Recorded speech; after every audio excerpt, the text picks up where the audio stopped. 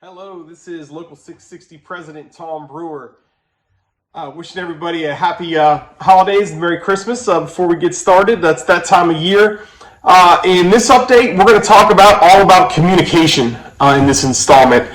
We want to talk about the communication or lack thereof that's been going on with the mandatory overtime / on-call policy that we keep hearing about but is yet to be revealed. We're going to talk about the COVID testing and the mandatory vaccine update that came out from the city that we learned via Twitter. And we're going to talk about Local 660's upcoming union meeting and how we need to hear from you regarding setting our goals for 2022, as well as what type of budget requests we should be making with the city of Charlotte next year. So let's start right off with the mandatory overtime policy. Our on-call policy. As we all know, this came up several months ago, and battalion chiefs asked for input from the personnel on the fire department. I know a lot of people gave feedback, and again, that was several months ago. Then we heard nothing about it, and then all of a sudden in November, a few weeks ago, maybe 2 or 3 weeks ago, we heard that there was going to be such a policy. And I guess the big question that a lot of us have asked and a lot of people are asking is, what's the delay? We've known about this staffing issue for several years now. If you go back to the Management Partners report, and it talked about, the last video we did about the staffing model, how that report talked about how we can't meet our staffing needs the way we're going. So this has been known. Our staffing issues are not COVID related. They're not related to people sicking out, as some would want you to believe. It is a staffing issue. And this policy is going to help that. And as we said in our last video, we have to be part of the solution, but we've been asked for no feedback or input. We've been clear this should be incentivized. This should not be punitive. We do not believe in mandatory holdovers or having people put in like a 3-week list that you could be on call and called back. Again, we work the longest hours in the workforce. We are scheduled to work more than any people in the city of Charlotte, 800 more hours than 40-hour-a-week people. And we already bear the brunt of it, and now they're going to ask us to bear more by having us stand by for possibly 3 weeks. Again, it's hard to comment on because we just don't know what the policy is going to look like. We were hopeful that this would have been out months ago so we could plan our vacation accordingly. Many of our spouses have already picked vacation or in the process of picking vacation now. We know a lot of people plan trips a year or 6 months in advance, and it's hard to do that when this policy is not out. And there's no excuse for it not being out right now. The department recognized this months ago. We've canceled Kelly numbers already. All that stuff because of the staffing shortage that's been created, and the fact that it's not out yet is it's unacceptable. It's inexcusable. There's no excuses they can make for it. Back to the point, I know people have asked us to comment on it, and we can't have a comment until we actually see it. So I guess our comment is, where's it at? It's past time to get it out. Let's move forward to the COVID testing and testing for the unvaccinated. Again, a communication issue. As you know, we brought this up several weeks ago when it was announced via a city council meeting via Twitter that there was going to be mandatory vaccinations at the airport.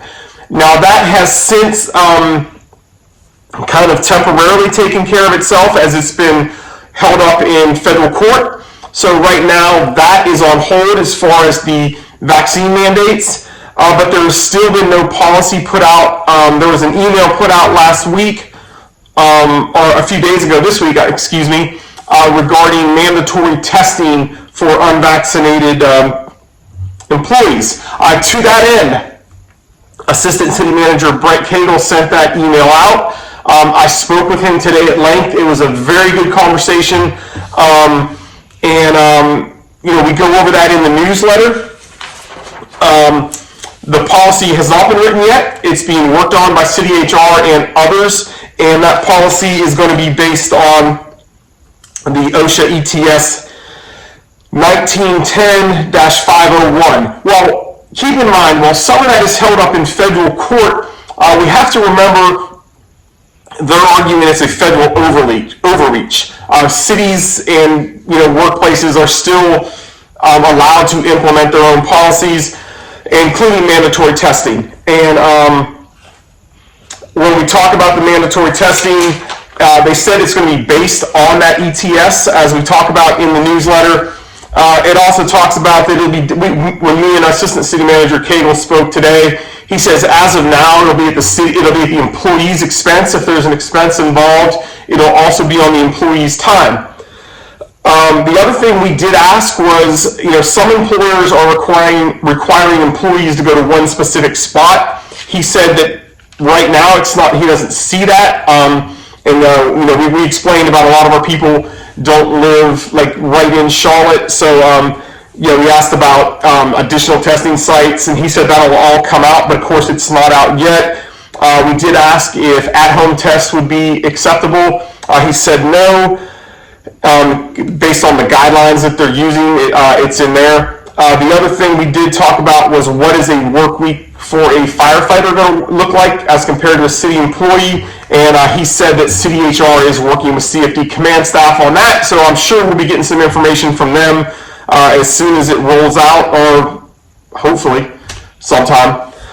But the other thing that we did ask, or I did ask him personally, was as far as the testing, we've been big proponents of testing, not mandatory vaccines, so I think we should keep that in mind. This is what we asked for. We did ask for mandatory testing, but I did ask, as many of you have brought to my attention, and we want to make sure your voice is heard, that at this point that there are a lot of people that believe that the testing isn't effective because unvaccinated and vaccinated people can both get it and be carriers. He did say that they are aware of that, but they were still going to use CDC guidelines on that. So let me back up real quick. I said that the policy was going to be based on the OSHA 1910.501 ETS, but also they're going to use CDC guidelines. So it was a good conversation. It's hard for us to comment anymore until we actually see the policy. Once again, I will say that it's while this is a fluid situation with COVID, as it's been for about the last 18, almost 2 years now, months or so, it's also something that we should probably have these policies in place, prior to rolling them out. That's just our belief. So that helps with these questions. It kind of helps with some uncertainty if we can see something in writing and read it as it happens. So regardless, you ask the questions, we will take those questions to people on your behalf, and we'll do whatever we can to get answers. Speaking of communication, we need to hear from you. We've been getting some good feedback on the strategic goals that the local should set for 2022, as well as budget requests that we should make for the city. While we are always striving to get better at communication, the members have a duty to communicate with us, and we want to hear from you. So please let us know what we can do better. It's more important now than ever that we speak unified with one voice. We talked about it last month. We voted on 11 new members. So if we need people to join, we need to show City Council, Fire Administration, that we are unified, that we are speaking with one voice, that we are going to ask questions and demand answers. And, that goes a long way. And it's going to take all of us to speak in solidarity and in unison and demand better and ask for better. So if you would like to join the union, let us know. We can make sure we get you some memberships. If you'd like us to come to your station now that things are opening back up, we can take the necessary precautions and we can come to your station and talk with you as groups. We can schedule Zoom meetings and talk with you at, on or off duty. But please let us know how we can improve. And again, this Tuesday, December 14th, 9 a.m. at the Palmer Building will be our union meeting, our monthly meeting, and we're going to finalize our 2022 strategic goals as well as our budget request. And we'd love to hear from you. Stay strong, stay union, stay safe, Merry Christmas, and have a good day.